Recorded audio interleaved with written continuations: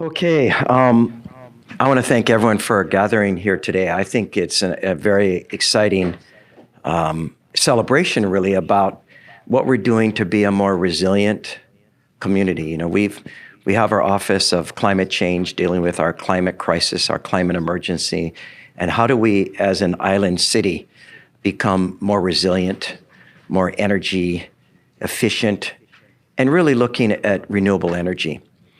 And so, you know, many years ago now, probably 4 or 5 years ago, in one of my early State of the City speeches down at the McCoy Pavilion, we announced an effort to convert all of our streetlights on the island of Oahu, about 53,000 of them, to LED streetlights. And why did we want to do this? We were told that LED is more energy efficient. You'll use less electricity. That's good for the taxpayers because we're not burning as much energy, wasting it, and we're saving it for other projects. And it also is about using electricity more efficiently, which hopefully is going to be all from renewable fuel in the not too distant future. That was number one, very important. Number two, though, for me as mayor is what you see here with what before and after in terms of LED lights. LED lights make the street brighter. Now, why do we like this? I think it's obvious to most people. A brighter street is a safer street for pedestrians maybe crossing, for people driving down the street, and also to cut down on crime. And so that was also something we're very interested in. And then finally, they told us, and this is LED light right here. Tip it over a bit here. The way it's engineered, the light is directed more down than under the old lights that are, as you can see, it's more round ball looking up.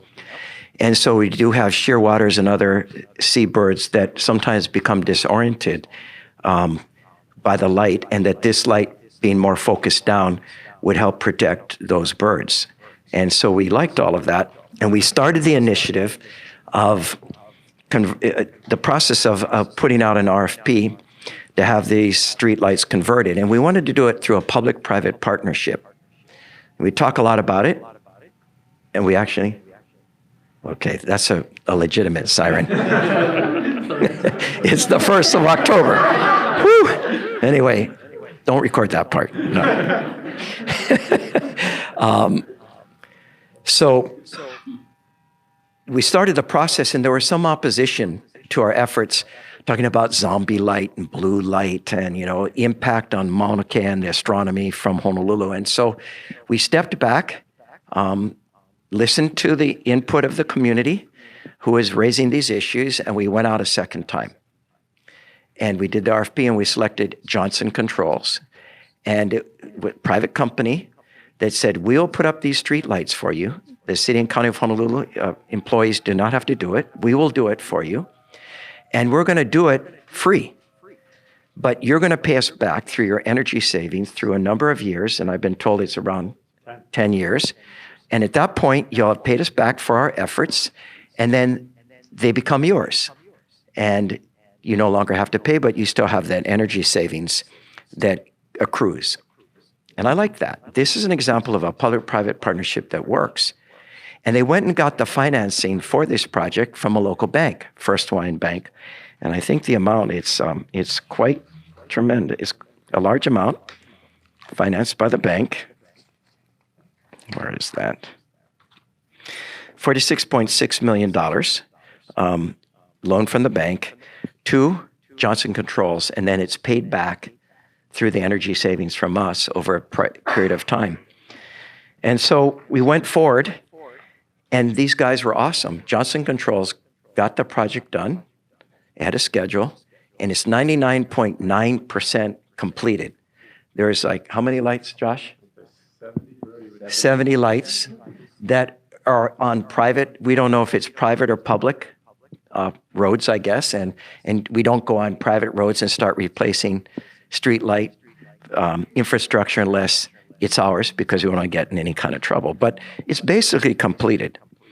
And so, you know, Hawaii Energy, who's very passionate about getting governments and public and private to look at more energy efficiency, is here today. We have Brian Kealoha here, and we have Caroline Carl here, if you can both wave here, because they're going to be giving us a check for, I'm just going to hold it up here, because for $1.9 million as part of our initiative for energy savings. And I'm sorry, I just wanted to hold it up here. But this, but it goes towards paying down the loan that Johnson Control got from First Hawaiian Bank. Now that's good for us because the quicker that loan gets paid down and the more the energy savings happens, the more it gets paid down more quickly, right? And that means the quicker it happens, it then becomes our property to continue to have that energy savings directly accruing into our financial pockets. So we're really excited about that. We also have Brody McMurtry right here with Johnson Controls. And we have Mark Yonamine and Josh Stanbro, who are going to say a few words. But I want to say this, and we're trying our darndest to become a more resilient community. Looking back to the days before Cook showed up, and the Native Hawaiian population, it was somewhere between 800,000 and 1 million people. They fed everyone. They thrived. They survived and thrived. And how do we learn those lessons by being more self-sufficient and more resilient is critical. And we have an administration in Washington, D.C., who doesn't believe in climate crisis, doesn't believe that human beings are contributing to a warming of our climate, is doing incredibly foolish things like telling California you got to allow greater emissions of carbon when they lead the country in terms of trying to reduce it, which are reducing the regulations on coal. We are moving backwards as a nation instead of moving forward when there is a crisis that's occurring. And despite what the federal government is doing, we here in the City and County of Honolulu are taking initiative to be responsible citizens of this planet in our very small way, but an important way to make a difference. And this is part of it. So we save energy, we protect our people through brighter lights, we protect our wildlife. It's one example of many things we're going to be doing. So, part of this job, I'm out of town next week because I'm going to Copenhagen for the C40, which is the 40 largest cities in the world who have formed this coalition in 2015. Anne Hidalgo, the mayor of Paris, an awesome mayor, helped put this together. The Paris Climate Accords came out of Paris. And so because of what we're doing here in the City and County of Honolulu, even though we're not one of the largest cities in the world, we have about 1 million people as compared to cities that have 30 million, like Tokyo. But they're asking us to come, they're asking us to participate because we're leading in the Pacific. And these are examples of how we're leading. So I'm proud of that fact. And look at that opportunity to put Honolulu on the map in our planet in terms of things we're doing, what they can learn from us and what we can learn from them. So at this point, I would like to, there's one other thing. So there's a 60% energy savings from these. We thought it would be about 40, and we're finding out it's a 60% energy savings, which means it's about nearly 17 million kilowatt hours of electricity every year that are being saved. And that's the equivalent of electric consumption for 2,800 homes on Oahu. That's very positive and good news. And the savings is about $5 million per year. And that's why, and this check goes towards helping pay down that loan. So with this, we have Brandon Elefante here from the Honolulu City Council, who's passionate about making sure that his island home, he's young, is a place resilient for not only him, but his family and someday his keiki. And so we'd like to have Brandon say a few words. Thanks for being here, Brandon. Thank you. Yeah. Thank you. Thank you, Mr. Mayor. Aloha. As Mr. Mayor did say, that we are striving to be a more resilient city. And part of that is I can think of 3 things. The first one is when we get constituent calls to our office, we've actually had calls to increase the lighting. And it really provides that sense of safety and security to the neighborhood and surrounding communities. So I think that's really, truly a win-win. So thank you, Mr. Mayor and your administration, to Brody, Johnson Controls, and Hawaii Energy, to the Department of Design and Construction and the Office of Climate Change for your resiliency and moving this forward. And I hope to one day really see this at our city parks. I think that is very critical. And when you just fly in to Hawaii or Honolulu at night, you just see the city really light up. It's really beautiful with these LED lights, and we're saving costs from it, and we're being a renewable city as part of that, but more importantly is for our future.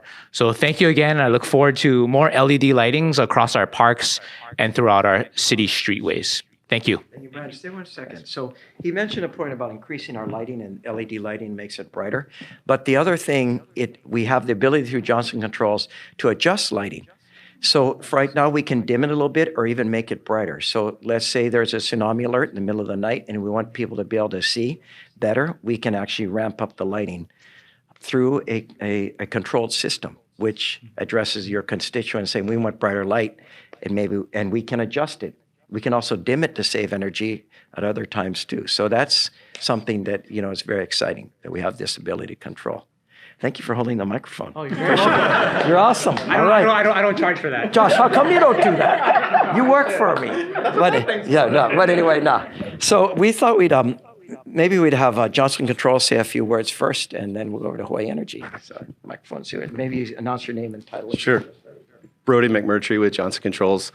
For me, I thought the project was initially about energy savings, and it is. 60% energy savings was really important to me.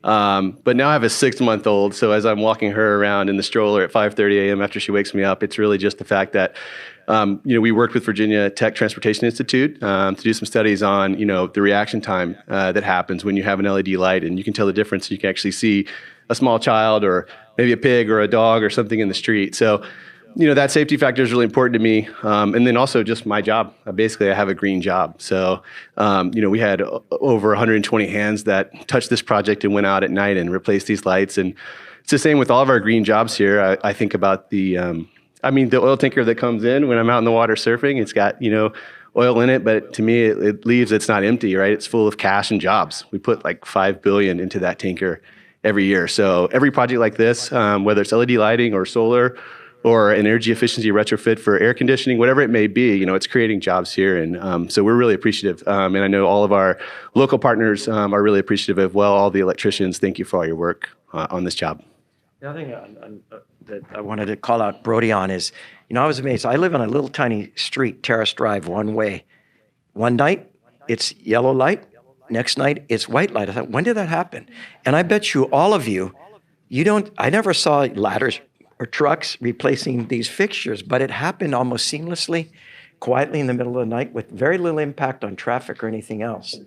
And that is pretty darn cool. The other thing is, look at right now, you have the bicycle, here's a Shero.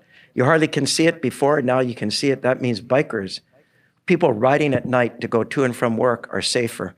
So again, it's just another exciting thing, but thanks for how you did it so quickly. Thanks. Okay, Hawaii Energy, you're up. Hey, thank you, Mayor.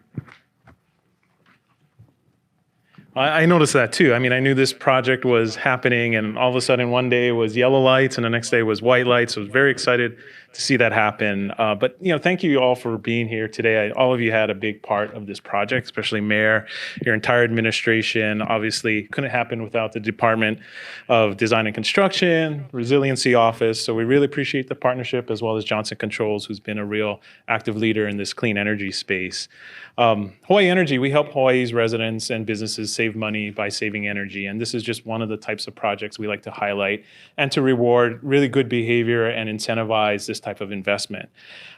One of the things that we're most excited about with this project is that although it's also saving $5 million in energy costs a year, and as well as all what's happening in terms of safety, which is really important, when we look at what's happened over the past week and awareness on climate change and how much that has elevated. Most people don't realize that energy efficiency can get us halfway to the CO2 reductions that we need to be able to achieve. And this project alone is going to save over 300,000 tons of CO2 emissions over the lifetime of the equipment that's installed. So that's significant when we talk about what's happening with climate change and our ways to mitigate it. Energy efficiency is one of the most cost-effective resources we have. It's simple and easy to do. So I encourage everyone, whether it's in your home, to replace that old light bulb with LED or use the clothesline instead of your dryer. These are all simple steps we can do to make a difference around climate. October 1st is actually the kickoff of Energy Awareness Month, which is exciting to be able to announce the completion of this project right at that time. Tomorrow is actually National Energy Efficiency Day, so all of this is really well aligned with what's happening nationally. So mahalo to the City and County of Honolulu for its leadership in this area. This isn't the first. This is only one of many projects, and as a council member indicated that there's other projects coming forward, but for now, we wanted to do the presentation of the check for $1.922 million to offset the cost. Why don't you present it to Brandon? He's going to be here after I'm gone. Brandon.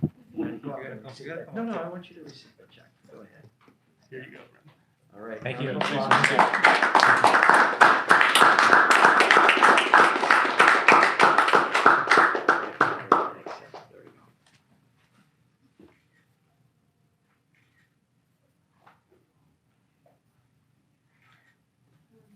Okay.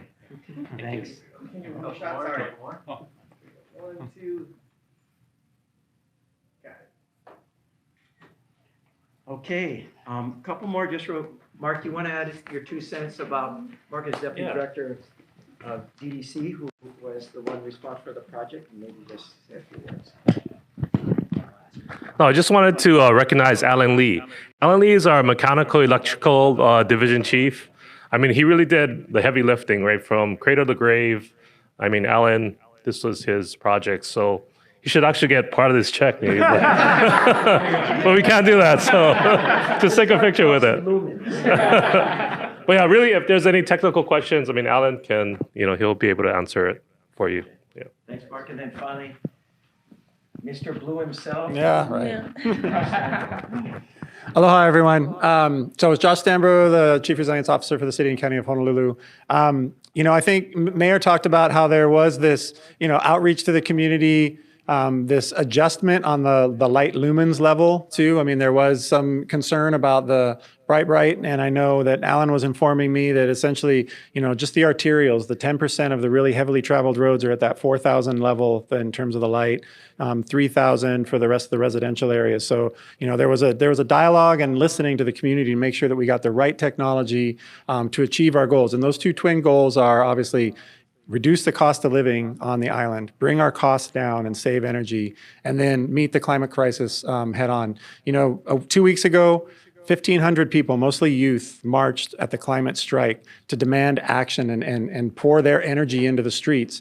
And I think, we have to recognize that while that energy is going to be driven by folks who are getting aware and engaged around climate change, the energy reductions are going to happen because of teams of folks like this. There's a lot of going out to bid. There's a lot of paperwork being done. There's 120 people going up in bucket trucks 53,000 times to change out lights with green jobs. And that's the kind of infrastructure change that's going to happen in order for us to meet the climate crisis head on. And doing it in public-private partnership is the way that Alan has pioneered and with DDC to make sure that there's cost savings and then there's climate action happening at the same time. And so we live in the best place on earth, and it's going to take bold action to really keep it that way, keep our beaches intact, keep our AC off and cool trade winds blowing. And this is the one of the projects with a private partnership that's going to allow that to happen, because it's going to take infrastructure to do it. So mahalo to all the effort around the table. Thank you, Josh. So I thought we could open up the questions on this LED conversion effort. If there's other questions, we'll do a standalone or stand aside. These guys don't have to hang around for that. But if there are questions you want to ask them also, maybe you could do that now before they leave. So questions on LED. Yes, Gordon. So up until a year ago, there were some concerns that had been raised by the Sierra Club and also some scientists up at the astronomers, but UH about converting to 3,000K, and they had proposed 2,700K. But I understand that that wasn't possible. Can somebody explain that for us, please? Mark, do you want to address that, or Alan, you want to address that? Why don't you come address it, because he can do this very well. Thank you. Yes, we had several meetings with the astronomers at the University of Hawaii. They did propose to use 2,700K LED. K is Kelvin. It's the color temperature of light. So the higher the number, the whiter or bluer the light is. So we're trying to use a much more warmer type of white light. So we're trying to get it as low as possible. Yet we still wanted to make sure that we're meeting the minimum lighting requirements for our roadways. The 3,000 K color temperature worked really well in our residential streets and some of our collector roads. However, when we analyzed the light output, did illumination calculations with the 2,700 at that time, it didn't meet the minimum requirements. So therefore, we stuck with the 3,000 K LED lights. And following up on Gordon's question, that's 90% we're at that 3,000? Yes, 90% of our streetlights are at the 3,000 K color temperature. And for the remaining 70, what areas are those in? And just to clarify, are those going to be installed or not at all because of the private road issue? Well, they have about 70 lights to install, and it's at various locations. And a lot of these are in the older neighborhoods where our records of the ownership of the lights are not really great. So we're trying to resolve those issues. And we do have a meeting with Johnson Controls tomorrow, part of our standing meeting, and we'll resolve those issues. So I can't identify exactly where the lights that we have not yet changed, but we're only, like the mayor mentioned, we are only changing out the city-owned streetlights. There are a lot of subdivisions that's still under construction that have not yet been turned over to the city, and those we have not touched. Eventually, we're going to be creating a program for them when they do get dedicated to the city to go in there and change those to LED lights also. Those are primarily the newer subdivisions, right? Yes, they're primarily the newer subdivisions such as Eva by Gentry. Also, the villages of Kapolei is still owned by the state of Hawaii, so we have not gone into that community yet. Seems like the home LED bulbs have a longer lifespan. Do these LEDs have a longer lifespan as well than the old lights? Yes, the average lifespan of LED lights is anywhere from 100,000 to 150,000 hours. But to put that in, I guess, relative terms, when lights are on at night, on an annual basis, that's only about 4,000 hours. So these lights can last, 20 to 30 years. And how about the old lights? Oh, the old lights, they only averaged about 10,000 hours. So unfortunately, DFM could not be here, but having a light that you don't have to change for 15 to 20 years really relieves some of the maintenance of city forces. They don't have to go out every 2 or 3 years to change 53,000 lights. It's another savings for the taxpayer. Can you explain the difference in the brightness? Okay, so you folks had initially proposed 4,000, then it went to 3,000, right? And these guys went 2,700. Mm-hmm. But I mean, under the old type of lights, what kind of brightness did it have? Well, when the older lights, the color temperature of the high pressure sodium is around 2,200, and the low pressure sodium is about 1,800. But the issues that we have with those lights is that they're pretty much monochromatic. You only can see things clearly in the yellow range of the spectrum, where LED lights are considered full spectrum. So at night you can see all the colors, and that's very important for law enforcement to determine whether a wet spot on the road is oil or is it blood at a crime scene is very important in their investigations.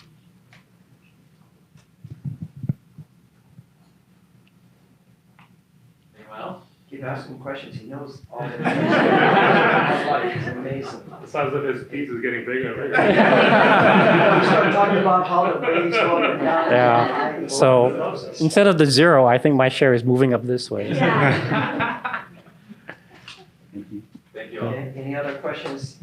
Otherwise, these guys are going to be excused. Is there anyone else you want to do a stand aside with on this issue? Okay. Otherwise, guys, you're welcome. Thank you. Thank you. Thank you for being a great sport.